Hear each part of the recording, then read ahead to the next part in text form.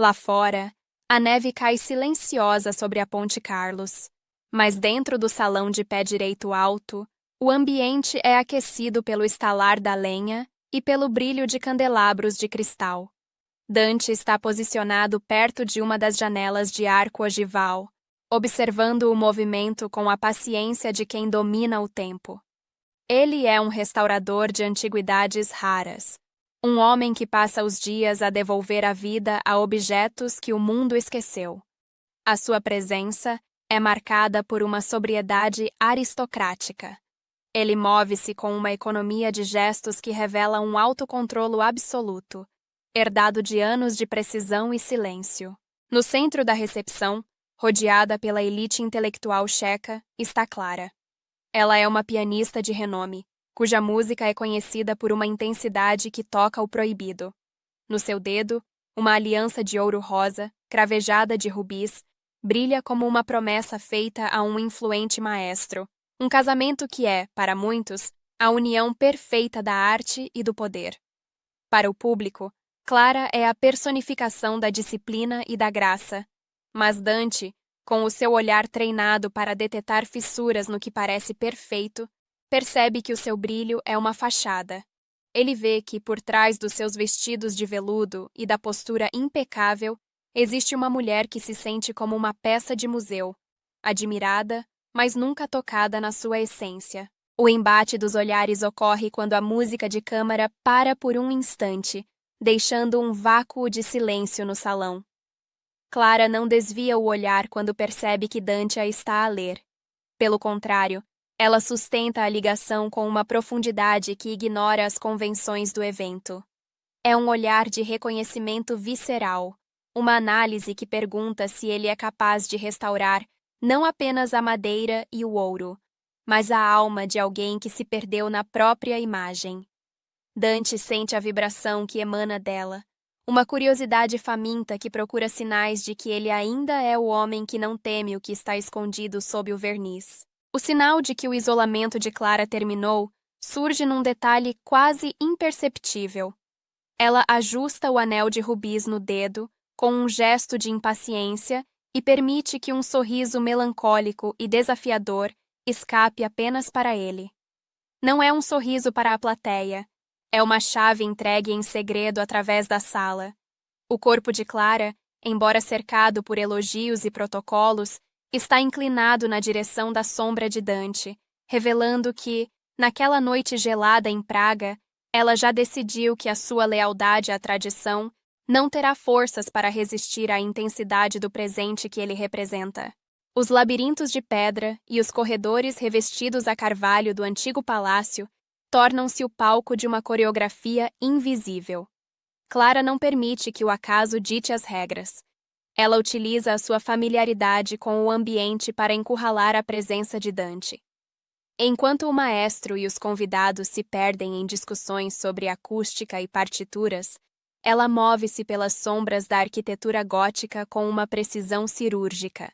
Dante observa, com o fascínio de quem analisa uma obra de arte rara, como ela aparece subitamente na biblioteca de manuscritos antigos no exato momento em que ele se retira para o silêncio, ou como ela escolhe o balcão de pedra gelada para observar a neve, sabendo que ele é o único homem ali que não teme o frio. A aproximação física evolui para uma série de microtensões deliberadas, executadas com a destreza de quem toca uma peça complexa.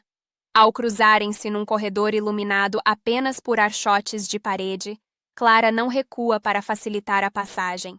Ela mantém a sua trajetória, permitindo que o veludo pesado do seu vestido roce nas mãos de Dante, um contacto que dura o tempo exato para incendiar os sentidos, sem deixar rasto para os curiosos. Mais tarde, enquanto fingem observar o restauro de um biombo japonês, ela deixa que a sua mão descanse perigosamente perto da dele, permitindo que a ponta dos seus dedos sinta o calor da pele de Dante. Ele, com o seu autocontrolo de mestre, aceita o desafio. Ele percebe que ela está a medir a sua estabilidade, tentando descobrir se o homem que restaura o passado tem a coragem de quebrar o presente dela.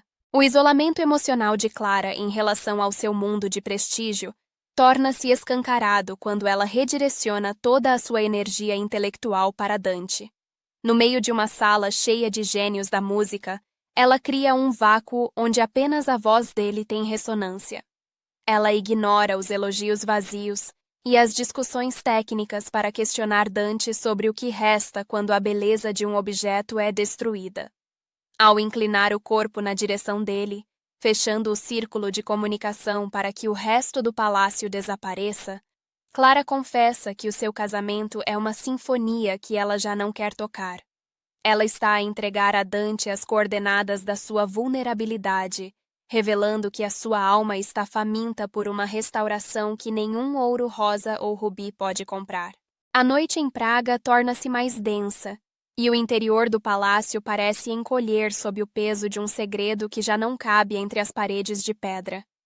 Dante, com a sua sensibilidade apurada para detetar o desgaste das coisas, nota que a compostura artística de Clara está a ser corroída por um sentimento que ela não consegue mais editar.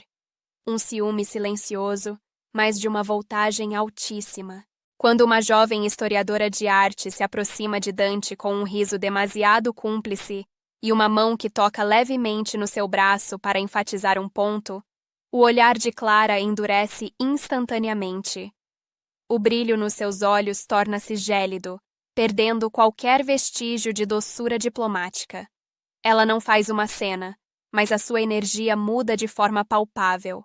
Ela retoma o espaço ao lado dele com uma autoridade quase agressiva, cruzando os braços e lançando observações polidas, que sob a capa da inteligência, são lâminas afiadas destinadas a afastar qualquer intrusa.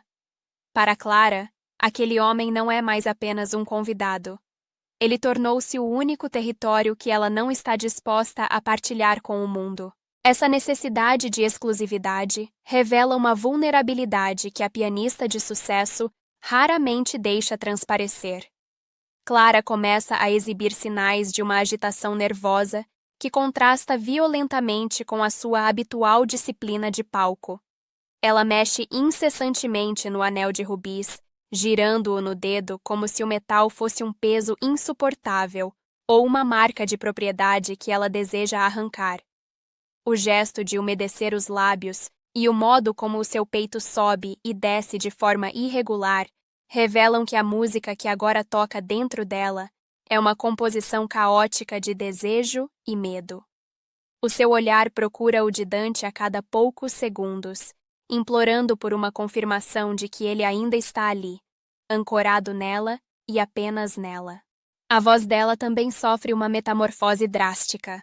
O tom claro e projetado das entrevistas e dos palcos dá lugar a um registro mais baixo, rouco e carregado de uma intimidade perigosa.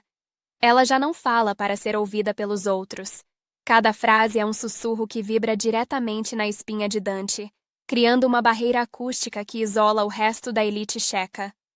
É uma voz que não aceita recusas, que convida ao pecado enquanto mantém a elegância. O ponto de ruptura com a realidade social ocorre quando ela o puxa para a antecâmara do teatro privado do palácio, onde o cheiro a poeira antiga e veludo pesado abafa o ruído da festa. Ali, longe dos olhares do maestro e da corte intelectual, Clara deixa de falar de música e de arte para falar de asfixia. Ela confessa a Dante a exaustão de ser tratada como uma peça de exibição, a solidão profunda de um casamento que é apenas uma coreografia de prestígio, e o desejo de sentir algo que o aplauso mecânico do público não consegue preencher. Ao procurar nele a validação para os seus impulsos mais escondidos, ela entrega-lhe o mapa da sua própria destruição e renascimento. Naquele momento, entre a penumbra gótica e o frio que entra pelas frestas das janelas altas, ela deixa claro que o seu marido possui o seu nome e o seu passado, mas é Dante quem detém, pela primeira vez em anos, a posse total do seu presente. O desfecho desta tensão gótica ocorre nas profundezas do palácio, onde os corredores de pedra dão lugar a uma pequena varanda de ferro forjado que paira sobre o abismo do rio Vltava. Clara decide que não há mais espaço para a disciplina que regeu a sua vida até aquele momento. Com um movimento decidido, ela arrasta Dante para o frio cortante da noite, fechando a porta de carvalho atrás de si e silenciando de vez o som distante dos violinos. Ali, sob a neve que cai como cinza branca sobre os telhados de Praga, a pianista intocável desmorona. Nesse espaço confinado pela escuridão e pela geada, a proximidade entre os dois torna-se a única fonte de calor possível. O terreno foi preparado com a paciência de um mestre restaurador. Cada roçar de veludo, cada troca de olhares carregada de desespero e cada confissão sobre a asfixia da sua vida de elite foram as ferramentas que Dante usou para remover as camadas de verniz que protegiam o coração de Clara. Ela aproxima-se dele com uma urgência que não admite mais protocolos. A aliança de rubis, que antes brilhava como um símbolo de prestígio, agora parece uma marca gélida de uma vida que ela está disposta a deixar para trás em troca de um único momento de verdade brutal. Dante, mantendo a postura do homem que sabe que a beleza mais profunda reside nas cicatrizes e no que está escondido, sustenta a intensidade do momento sem recuar. Ele observa como a respiração de Clara se torna errática, como as suas mãos tremem não pelo frio, mas pela audácia da sua própria entrega. Ele não é apenas um refúgio passageiro, ele tornou-se o único artesão capaz de entender a complexidade da alma dela. O seu silêncio é a sua maior força, uma âncora que oferece a Clara a coragem necessária para saltar no desconhecido, longe da proteção do maestro e da segurança do palco. Ao tornar-se o único confidente das sombras que Clara nunca ousou tocar no piano, Dante selou o veredito daquela noite de inverno. Entre a pedra antiga de Praga e a imensidão negra do rio, a escolha foi feita no silêncio absoluto que precede o colapso das aparências. Dante conduziu a narrativa com a inteligência de quem entende que o verdadeiro triunfo não está em possuir a música, mas em ser o único capaz de ouvir o grito de liberdade de Clara sob o peso do veludo, da tradição e de um nome que já não lhe serve.